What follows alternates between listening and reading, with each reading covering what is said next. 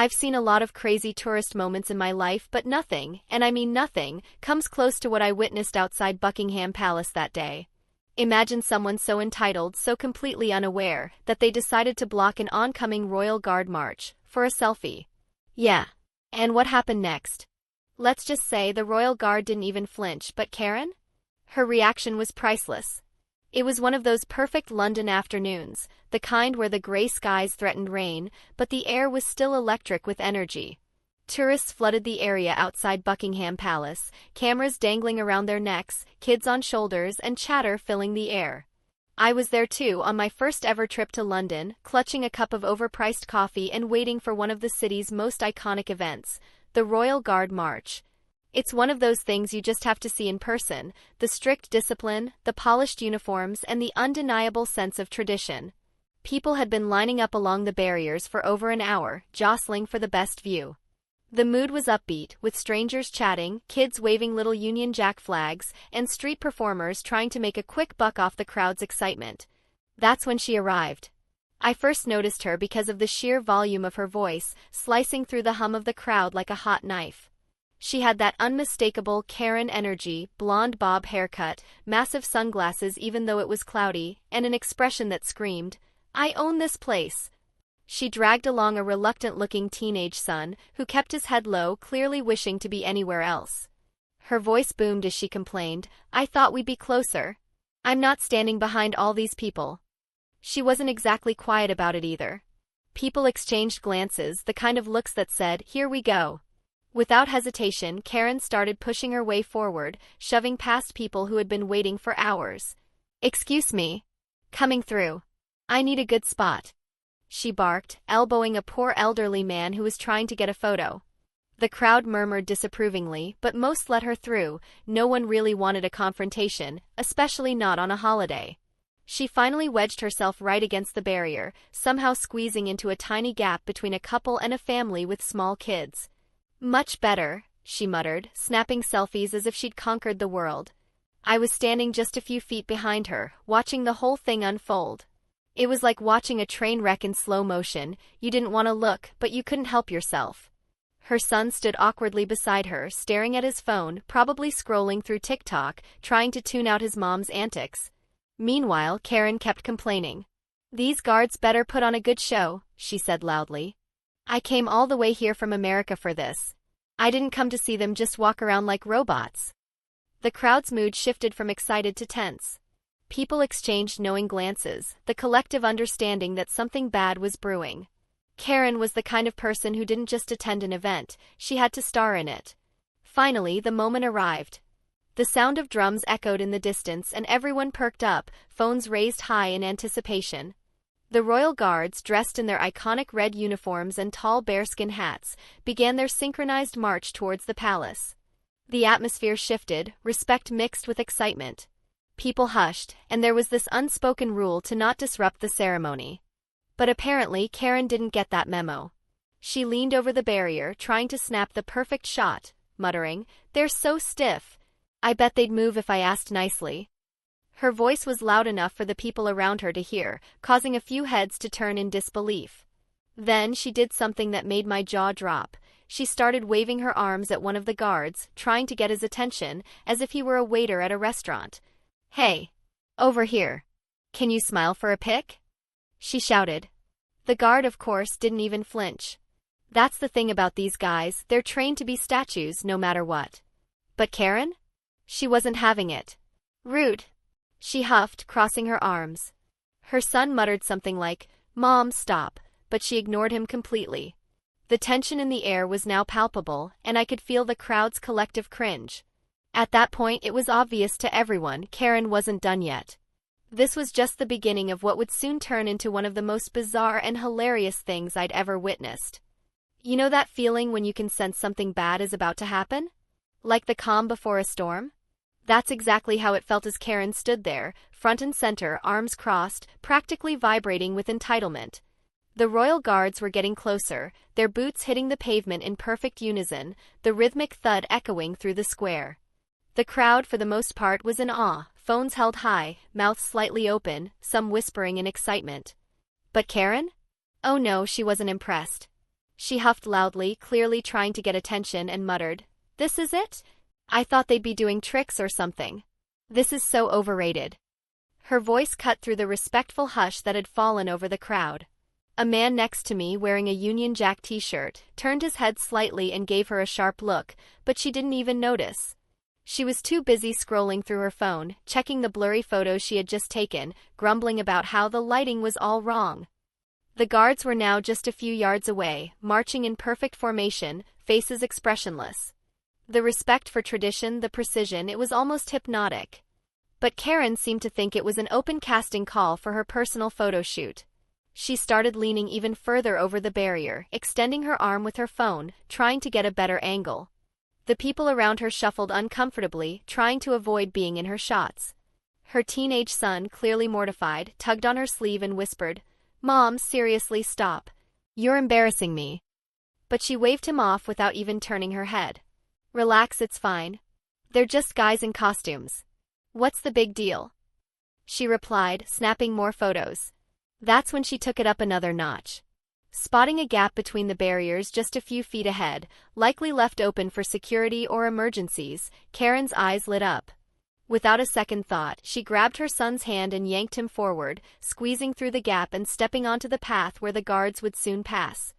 Her son immediately resisted, pulling his arm back and saying, "No way, Mom. We're not supposed to be here." But Karen was laser-focused. "It's fine. They'll stop. I just want a good picture," she snapped, letting go of his hand and marching forward like she owned the place. The crowd gasped. It was like a collective intake of breath that rippled through the sea of people. Some raised their phones higher, sensing something wild was about to go down. Others exchanged nervous glances, wondering if security would step in. But there was no immediate response, likely because the guards were trained to handle situations like this without breaking formation. I felt my heart racing. It was like watching a car heading straight for a wall in slow motion. You knew the crash was coming, but you couldn't look away. Karen stood smack in the middle of the path now, her phone raised, beaming as if she were on stage. She turned her back to the oncoming guards, positioning herself for a selfie with the marching soldiers in the background. "This is gonna be epic," she declared, grinning wide. The guards were still coming, closer, without breaking stride. The drumming grew louder, the synchronized stomping echoing like thunder. It was clear to everyone except apparently Karen that they weren't going to stop. "Mom, get out of there," her son shouted from the side, his face pale, but Karen was too caught up in her own world. She was adjusting her hair, trying to find her best angle, tilting her head slightly and smiling into her camera. Then one of the guards, towering, stone-faced with that iconic bearskin hat, was just feet away from her. The crowd collectively held its breath. Some were recording, others were too stunned to even react. I could feel my palms sweating as I watched, knowing she was seconds away from a major reality check. And still, Karen didn't move. She had crossed an unspoken line, literally and figuratively, and everyone knew what was about to happen. It was like watching a disaster in slow motion, one of those moments where you can practically hear the dramatic music in the background. Karen stood right in the path of the oncoming royal guards, completely oblivious to the massive, disciplined wall of red uniforms marching directly toward her. Her phone was still raised high as she twisted and turned, desperately trying to find the perfect selfie angle. The crowd was dead silent, except for the occasional gasps and murmurs. Everyone was glued to the scene, many holding up their phones, filming the chaos unfolding before them. A woman near me muttered under her breath, "She's really going to do it. She's actually going to block them." Her friend nodded, eyes wide with disbelief. Karen's teenage son was still by the barrier, frantically waving his hands, shouting, "Move! They're coming!" But it was like she had tunnel vision, fully absorbed in her mission for the ultimate photo. The guards were now just a few feet away. You could hear the heavy stomps of their polished black boots hitting the pavement in perfect sync, each step reverberating through the square. Their faces were like stone, no emotion, no acknowledgement of the chaos directly ahead. And then it happened. Karen, now fully in the moment, turned her back completely to the guards, holding her phone out with both hands. "Smile for the camera," she said in this sing-song voice, as if the guards would suddenly break protocol and pose for her. She took one step backward, unknowingly positioning herself directly in front of the lead guard. That was the final line crossed. The crowd gasped audibly as the lead guard, towering and imposing in his red uniform and bearskin hat, continued forward, making zero effort to change course. He was following strict protocol. They don't stop for anyone, no matter what. With a sharp, commanding voice that echoed through the square, the guard bellowed, "Make way for the king's guard!" The force and authority in his voice were chilling. It was meant to be a warning, but also a declaration that he wasn't about to stop for some entitled tourist. Karen, finally realizing something was wrong, turned her head slightly, her mouth half open in shock. But before she could fully react, the inevitable happened. The guard didn't stop. He marched straight into her, his shoulder slamming into hers with controlled force. Karen stumbled backward, almost losing her balance, her phone flying from her hands and clattering to the ground. The crowd erupted, some gasping, others bursting into laughter. A man near me whispered, "Oh my God, he just plowed through her." Karen staggered a few more steps, catching herself before falling, her face a mixture of shock, anger, and utter disbelief. She looked around wildly as if expecting someone, anyone, to rush over and defend her. Her mouth opened and closed, but no words came out for a few seconds. It was like her brain was trying to process what had just happened. Meanwhile, the royal guard didn't even flinch. The formation kept moving, the line of soldiers marching perfectly in sync, as if the entire incident had been nothing more than a minor speed bump. The guard who'd collided with Karen kept his eyes forward, expression completely blank, adhering to the centuries-old tradition of discipline and composure. The crowd was buzzing now, some people laughing openly, others murmuring in disbelief. A kid nearby giggled and said, "That was awesome." His dad shushed him but was clearly trying not to laugh himself. Karen finally found her voice. She bent down, grabbed her phone, which now had a cracked screen, and stood back up, red-faced and furious. She stormed back to the barrier where her son stood, wide-eyed and mortified. "Did you see that?" she shrieked. "He just assaulted me." Her son, still looking like he wanted the ground to swallow him whole, mumbled, "Mom, they warned you." But Karen was beyond reasoning now. Her hands were shaking, partly from adrenaline and partly from sheer rage. She turned back toward the guards, who were now further down the path, and screamed, "You can't do that! I'm an American citizen. I have rights." The crowd collectively winced at that one. Someone muttered, "Oh, there it is," as if it was the exact moment Karen had crossed from annoying to full-on parody. But she wasn't done yet. Not even close. She stormed over to one of the security personnel stationed near the barriers, demanding, "I want to file a report. That man assaulted me. He should be arrested." The guard, clearly used to dealing with this kind of nonsense, remained stoic, replying calmly, "Ma'am, the King's Guard follows strict protocol." They issued a clear warning. "You stepped into their path." Karen's face turned an even deeper shade of red. "So you're telling me they can just run people over? That's barbaric." At this point, the crowd had lost all sympathy. People were openly filming her, capturing her meltdown in glorious HD. Some even began to snicker, others whispering, "She's gonna be on TikTok by tonight." But Karen didn't seem to notice, or maybe she didn't care. She was too wrapped up in her outrage, too consumed by the fact that for once the world hadn't bent to her will. And that was when her real meltdown began. The moment Karen collided with the guard and nearly toppled over, it was like the crowd collectively snapped out of their shock and into full-on entertainment mode. Phones were everywhere, people filming, snapping pictures, even live-streaming what was quickly turning into one of the most bizarre spectacles I'd ever seen. And yet, through all the chaos, the royal guards didn't miss a single beat. The guard who had bumped into Karen continued marching forward as if she were nothing more than a gust of wind. His posture remained perfect, back straight, shoulders squared, rifle balanced on his shoulder. He didn't even glance back to see the aftermath. That's what hit me the most, the sheer discipline. It was like Karen didn't exist in his world, like she was beneath even acknowledging. The precision of the guards was mesmerizing. They marched in complete unison, their boots hitting the pavement with such force that the sound echoed through the square. Despite the obvious disruption, their formation didn't falter. The lead guard, the one who had made contact with Karen, maintained the same measured pace, his eyes fixed straight ahead, completely unfazed by the human obstacle he'd just steamrolled. There was something deeply satisfying about it. Like watching someone who had been begging for a reality check finally get one, served cold, with military precision. Meanwhile, Karen was still reeling, her face twisted in disbelief. She kept gesturing wildly, pointing at the guards as they continued their march, her voice climbing in pitch. "He hit me. He didn't even stop," she shrieked, but the guards were already several yards away, their crimson uniforms growing smaller in the distance. The crowd wasn't exactly on her side. A man standing a few feet from me laughed out loud and said, "Well, that's what happens when you mess with the the King's Guard." The correction made a few people chuckle. But Karen wasn't laughing. She stormed back to the barrier, practically dragging her son along, and started berating one of the security officers. "This is unacceptable. I want that man's badge number. I want to speak to someone in charge." The security officer, wearing a stoic expression that could rival the guards themselves, calmly replied, "Ma'am, the King's Guard operates under strict protocol. They issue a verbal warning. They are not permitted to stop their march." Karen's jaw dropped. "So you're telling me it's policy to run people over?" The guard didn't flinch.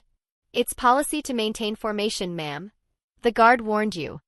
The irony was almost too much. Karen, the self-proclaimed expert in all things touristy, had just learned the hard way that some traditions don't bend to entitlement. And the crowd? Oh, they were loving it. Someone nearby shouted, "Check YouTube later, Karen. You're gonna be famous." That got a round of laughter, and for the first time I saw Karen hesitate. She glanced around, noticing the sheer number of phones pointed at her. For a brief second it looked like she realized she'd lost control of the situation. But then, like clockwork, the rage returned. She squared her shoulders and shouted, "I'm calling the embassy. You people will be sorry." Her son groaned audibly, muttering, "Mom, seriously, just stop." But there was no stopping her now. If you thought the worst was over after Karen got bulldozed by the guard, think again. That was just the opening act. The real spectacle? It was her full-blown, no-holds-barred meltdown, the kind of tantrum you only see in viral videos or reality TV shows.